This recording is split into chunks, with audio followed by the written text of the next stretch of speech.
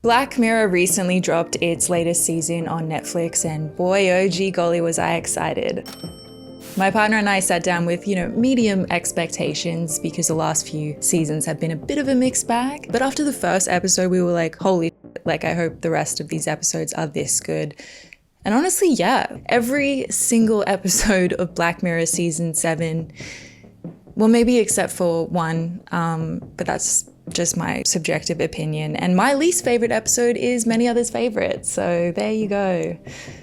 Subjectivity. Season 7 is a return to form for Black Mirror. The episodes feel relevant, they touch on contemporary issues, and each one explores a completely different theme. We've got commentary on the American healthcare system, a haunting look at regret and how we sabotage ourselves by clinging to a myopic view of our lives. Also, Paul Giamatti is incredible. And also we have the ambiguous ethics and morality of AI and whether our trust or mistrust is founded. I also really enjoyed playing the Netflix game that came along with this episode.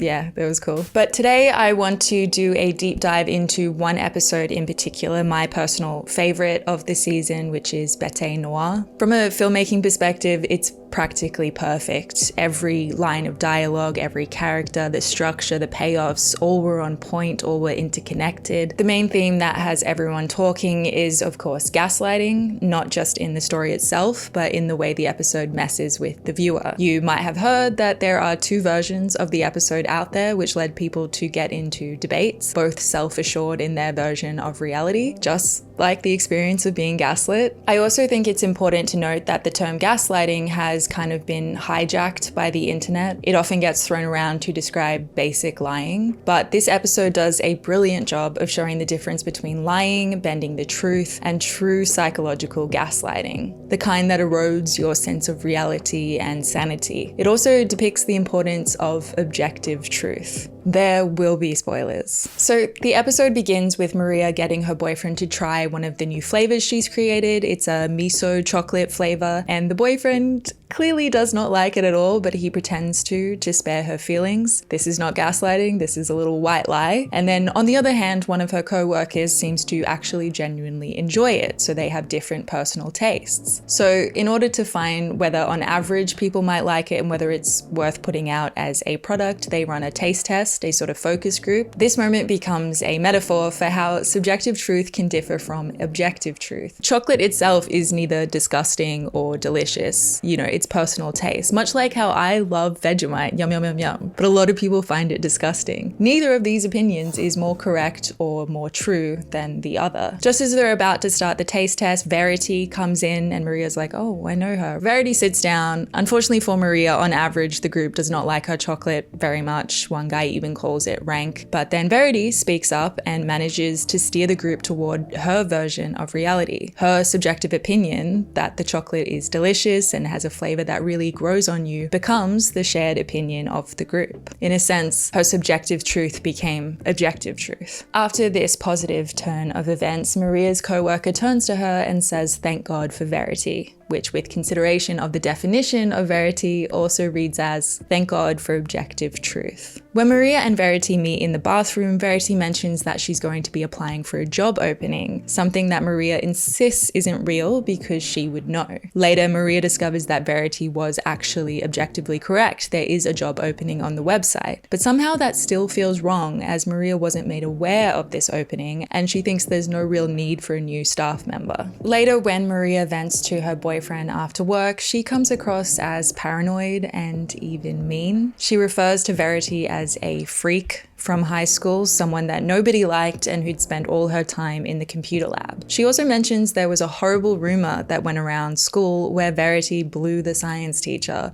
and everyone called her milkmaid.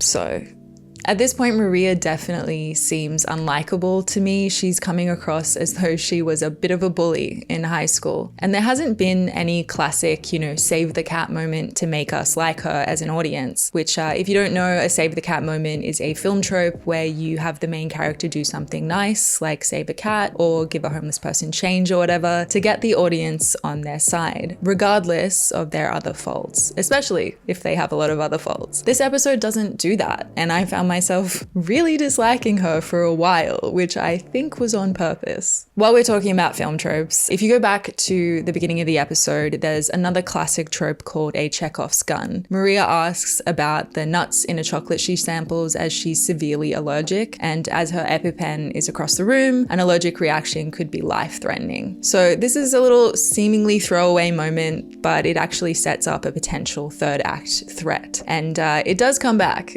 but not in the way I was expecting, and not in the way I think a lot of people would expect a life-threatening device like that to come back in. It is really odd how intensely Maria dislikes Verity right from the beginning. It's not clear what Verity did to deserve this hate, and maybe it's jealousy. Verity was always the smart one, and being intelligent is something Maria obviously values highly, shown through her success in work and also her tendency to correct others' misuse or mispronunciation of proper English. Or maybe it's just a gut feeling Maria can't logically explain, but the more she tries to explain, the more she sounds like a bully. In high school, everyone seemed to share Maria's opinion about Verity, and now she's completely alone in her suspicion, and her co-workers and even boyfriend just don't understand her dislike, which is very isolating. It's also a good reflection of what it's like being gaslit and how others who are not being gaslit only see a specific version of the gaslighter. There's a brilliant visual metaphor in a scene where Maria is arguing with her boyfriend. He's wearing a VR headset, so they're physically in the same room but perceiving entirely different realities. Even when he takes the time to look at her, he doesn't take off the headset, instead sees her through it, and she sees a digital projected version of his eyes. It emphasizes how isolated she feels even in her most intimate relationship. So I think the VR headset is a great depiction of how it feels when you are being gaslit. You're in a completely different reality from somebody else, even though you might be in the same physical space, and it's hard to get someone to believe you when their personal experience has not been at all what you are saying yours is like. Later, when Maria is walking and talking with her boss, she corrects his misuse of the word conduit. It's a small moment, but it says a lot. She definitely values accuracy. It also highlights why Verity might threaten her. The scene subtly hints that Verity is about to become the conduit for all communication. When Maria dictates an email for Verity to pass along, despite the intended recipient of the email literally being only a few steps away behind them, her frustration is evident. It's not only a commentary on unnecessary middlemen, but also shows how easily the truth can be lost in translation. The words of the email are especially important because they are an ingredient list to make the miso chocolate that the head of the company will be trying. He is Hindu, so none of the ingredients can contain pork or beef extracts. Maria tries to spell out the word for carrageenan for Verity, which is a seaweed-derived ingredient that would replace the animal-based ingredients, but there's too much noise going on, so she says she'll send Verity an email. Pretty funny that she could just send the email to the intended recipient herself, but it needs to go through Verity, our conduit, first. There's also a clever moment with spelling here. Maria misspells carrageenan and trusts spell check to correct it. No debate, spell check is a reliable source of objective truth, and Maria trusts it implicitly. Immediately afterwards, however, she gets into a debate over the name and spelling of a chicken company, Barney's versus Bernie's. So she knows that it is Barney's, right? But her coworker insists that it is Bernie's. The reason she knows it is Barney's is because her boyfriend used to work there and he wears a hat all the time. And so she's seen that lettering every single day. And it gets into a pretty heated debate. Another coworker comes along and is like, Barney's,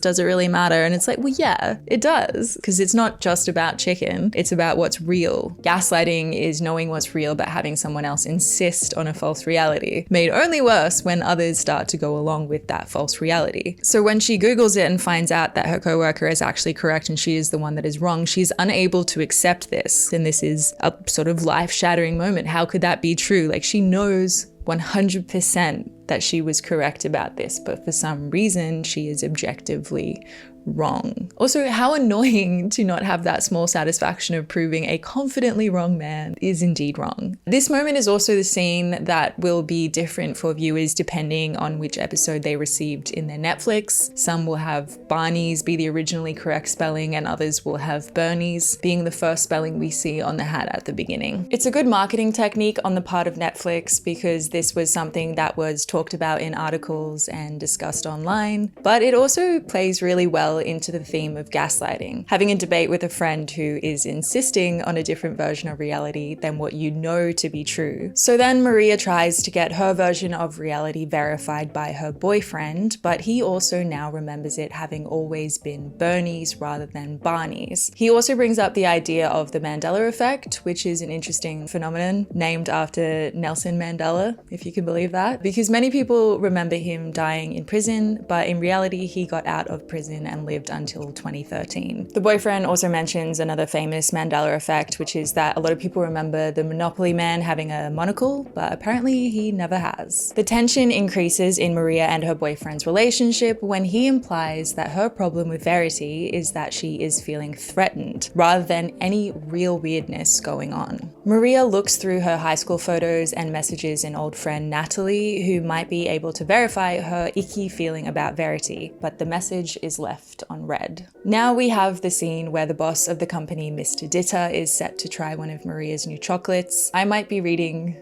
way too much into this, but I kind of don't think so because it's Black Mirror and pretty much everything means something. So Mr. Ditter is Hindu, which is why the Karaginan substitute is so important. The word Ditter in Hinduism originates in Sanskrit literature and is derived from the story of the submarine fire, which goes like this. Brahma said to Narada, on hearing that I pondered over the reason for the same and remembering Shiva humbly, I went there in order to protect the three worlds. That fire, out to burn everything, very brilliant in its shooting flames, was thwarted by me as I had the capacity by Shiva's grace. So in the context of this episode, Verity could be considered the fire out to burn everything, very brilliant in its shooting flames. Brilliant also is another word for extremely intelligent. And the second part of the sentence could refer to Maria, was thwarted by me as I had the capacity by Shiva's grace. Again, maybe I got a little too lost in the sauce on this one, but there's my little theory based on Mr. Ditter's name. Anyways, so Mr. Ditter likes Maria's miso chocolate, then he tries the second snack, which she tells him has the Karaginan substitute in it. Her co-worker looks a bit distressed when she says this, and it turns out that Verity had told her to use beef gelatin and not Karaginan, like Maria had intended. Apparently, the Karaginan wasn't on Verity's list. When Verity and Maria are explaining themselves in the boss's office, Verity says that Maria's email didn't mention the Karaginan and instead just said non-pork gelatin. Of course, Maria is absolutely sure of what she wrote, and as an audience, we are also certain of what she wrote. Verity accuses Maria of shouting when she clearly isn't, but the boss seems to agree with Verity and says she has been raising her voice. This is classic gaslighting, and it's especially resonant for women. Often you hear stories from women, especially Black women, who in the workplace get told they're being emotional or aggressive when they're just being assertive in their opinions. Now, of course, Verity is manipulating this situation, but it does reflect real-world experiences. When the email shows that Verity's version of events is true and Maria is forced to apologize, I have completely flipped. I've been slowly coming around to Maria's side, but by this point, I'm Team Maria all the way. I don't care if she was a bit of a bully in high school. I hate Verity. I hate her pathetic, weaponized, fake victim act. I hate the way that she talks. I hate the way that she walks. I hate you so much it makes me sick. Maria tries to get her boss to believe her, but instead is called out as being emotional and vindictive and told to get off Verity's back. When she leaves the boss's office, it's obvious that her co-workers have been listening in. Her nightmare is now office entertainment. And just like reality TV, we love to watch someone unravel, as long as it's not us. That night, Maria tries to explain the situation to her partner, that somehow as a computer genius, Verity is doing this, but even he doesn't believe her. The person who's supposed to be on her side isn't. And then there's another blow. She finds out that her old school friend Nat, the only other person who might have been able to verify her experience with Verity, has died by jumping off of a building. This was actually foreshadowed in the very first scene via a radio news report. Nat's husband says that Nat had lost her grip on reality, leading leading up to the death, which mirrors Maria's current situation. Maria's boyfriend cringes as she talks on the phone to the grieving husband, trying to find out what happened and whether Verity was somehow involved. Her behavior crosses a social line. She's breaking norms around appropriate conduct in a moment of grief just to chase some kind of objective truth. But that's the point. When reality itself feels unstable, social conventions start to feel meaningless. Then there's the first big confrontation with Verity, where she brings up the old lie that was spread about her at school, that she blew the science teacher. It clearly still haunts her, and again it underlines how much truth matters, how deeply we need others to know what's true about us. Maria half apologizes, saying she never believed any of that, and then parrots her boyfriend's line of,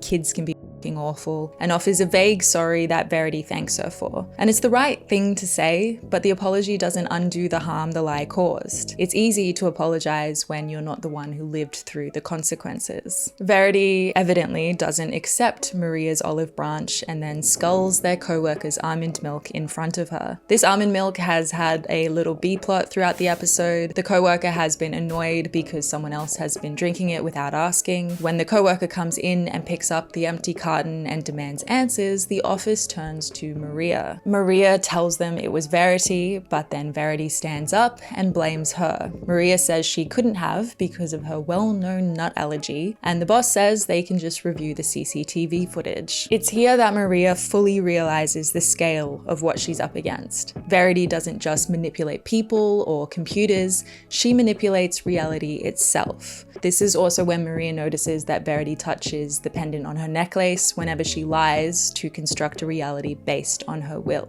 That is not even possible. I've got a nut allergy. No such thing as a nut allergy. What's nut allergy?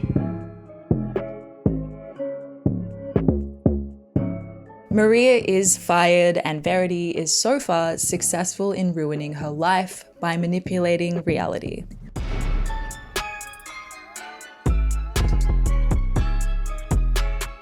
Maria follows Verity home and discovers she lives in an opulent mansion called Woolcombe House. Woolcombe House is an interesting little Easter egg also. In the Aubrey-Maturin novels by Patrick O'Brien, Woolcombe is the estate of Stephen Maturin, who is referred to as a quiet, ugly naturalist and intelligence agent known for his cold reptilian stare towards enemies. It's a subtle nod that hints at Verity's true nature, a master manipulator hiding behind a facade of intelligence and innocence. Maria breaks into Verity's mansion and discovers massive computers humming away downstairs. She also finds walls covered with awards, certificates, and paintings of Verity's accomplishments, things that don't seem to exist in Maria's reality at all. During this scene, the song Starfire 500 by Amyl and the Sniffers, an Australian band, is playing, which has the lyrics, "Starfire, she fell from the sky," which relates to the Hindu story I mentioned earlier. Verity is the fire out to burn everything, very brilliant with its shooting flames. Among the clutter, Maria finally finds the necklace and tries to activate it, only to be caught by Verity. When Maria holds the pendant and demands to know what it is, Verity almost gaslights her again. She says, "How could that thing change reality?" But then she drops the act and explains that it's not changing anything, technically. The pendant is a remote connected to the quantum computer downstairs. It just retunes their physical frequency to a parallel reality, one where whatever Verity has said is already true, and that she chooses the ones where Maria is the only one who knows what's going on. When Maria asks why she's doing this to her, Verity finally reveals that she knows Maria was the one who started the rumor about her back in school, something Natalie confessed to her before she died. Maria finally admits to it and says that maybe she was jealous of Verity's brilliance and intelligence, and this admission ties the whole episode together. It shows how isolating and powerless it can feel to know the truth when everyone else believes a lie.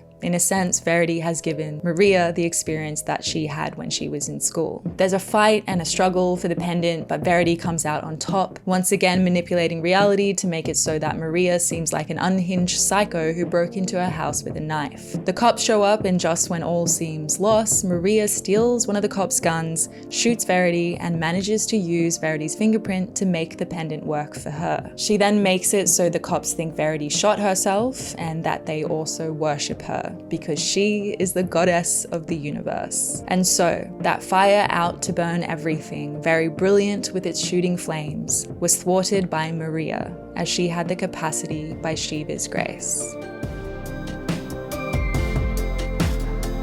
So that's my little film essay on Bête Noire, Season 7's best episode in my personal opinion. But let me know your thoughts below. What was your favorite episode and why? Was there anything that maybe I didn't pick up on in this episode that you'd like to share? I'd be very interested in that. And thank you for making it to the end. Like and subscribe and all that shit. It really helps. Have a great day.